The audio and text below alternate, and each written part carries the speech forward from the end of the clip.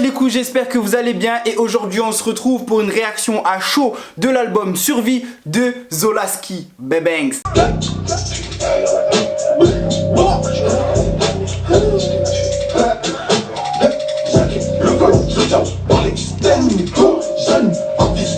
Du coup, tous les vendredis et les samedis, je ferai directement une vidéo à chaud des plus grosses sorties du jour. Et ce week-end, la sortie de Zola Survie, c'est pas l'album que j'attendais en premier, mais bon bref, c'est pas grave, j'en reparlerai de ça demain. L'album Survie de Zola, c'est 15 titres, 2 feats seulement, avec la présence quand même de Leto et de SCH. Juste avant de commencer de donner mon avis, je le dis, c'est un avis à chaud. C'est pas quelque chose que j'aime faire de base, mais il y a des sorties qu'on attend depuis longtemps. J'avais envie de faire cette réaction aussi à chaud. On va commencer directement par les points négatifs de Survie. Pour commencer, comment tu peux faire un album de 15 titres et mettre seulement 39 minutes et 11 secondes de son? Mais non, c'est un projet, il est trop court, il donne pas assez à manger là. Ça fait 2 ans on l'attend, il donne pas assez à manger le coup Zola. Puis le feat avec Leto, franchement ça fait 1 an il nous tease sur ce feat. Moi je m'attendais à un gros banger. Là à l'heure actuelle je suis un peu déçu du feat. Carrément je pensais qu'ils allaient essayer de faire un délire un peu comme Zola Nino,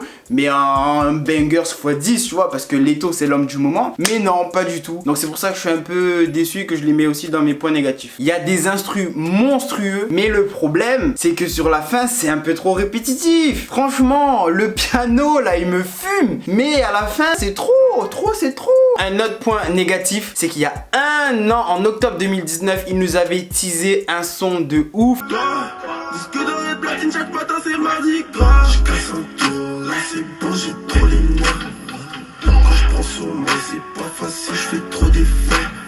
Je pensais trop il allait être sur l'album et pas du tout, donc ça aussi je suis trop déçu. Et qu'il n'y a pas la présence de Secret sur ce projet, alors que je pensais, voilà, c'est son gars, et dès le premier projet, il y avait tous ces gars sauf lui. Je pensais que là il allait venir avec un feat avec un autre gars à lui, tu vois. Mais non, il n'y a pas eu la présence de Secret non plus. Dernier point négatif, c'est que bon, on le sait très bien que Zola, faut pas trop s'attarder sur le texte, sur le fond de ses textes.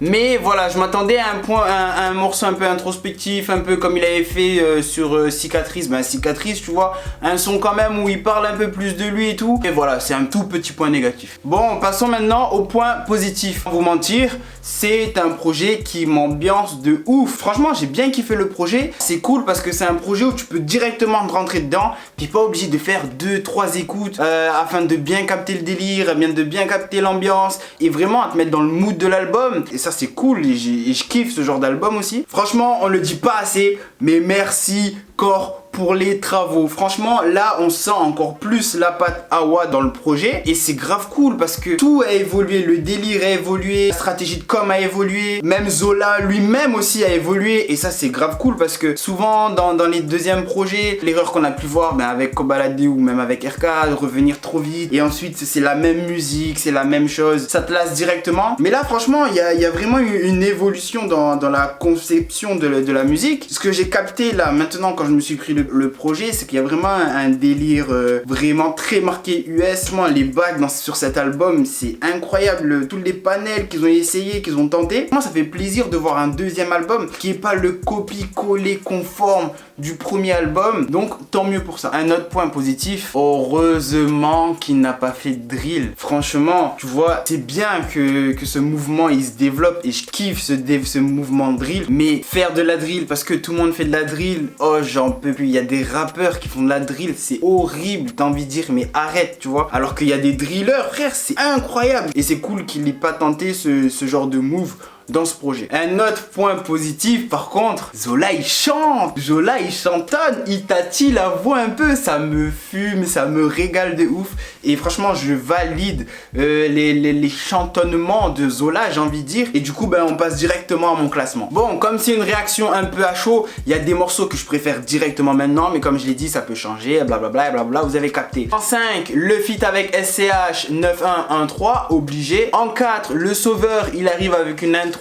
avec de la trappe de ouf. En 3, Papillon, bien sûr. En 2, tu connais le gang, là où il chantonne. Et en numéro 1, Polos Hermanos. Arrête de nous raconter ta vie. Je ne change pas, j'évolue. Mon thorax prend du volume, je ne pense qu'à la thune. Oyes hermanos. Et voilà ma réaction à chaud de l'album Survie, deuxième album de Zola. Franchement j'ai grave kiffé faire ça en vrai. J'aime bien prendre du recul, 1 semaine, 2 semaines sur les projets. Franchement j'ai bien aimé le faire. Surtout n'oubliez pas de vous abonner, de lâcher un like, de partager à vos collègues qui est susceptible de aimer ce genre de contenu. Viens me rejoindre sur Instagram, Yanou House. En attendant, c'était Yanou. Ciao, à demain.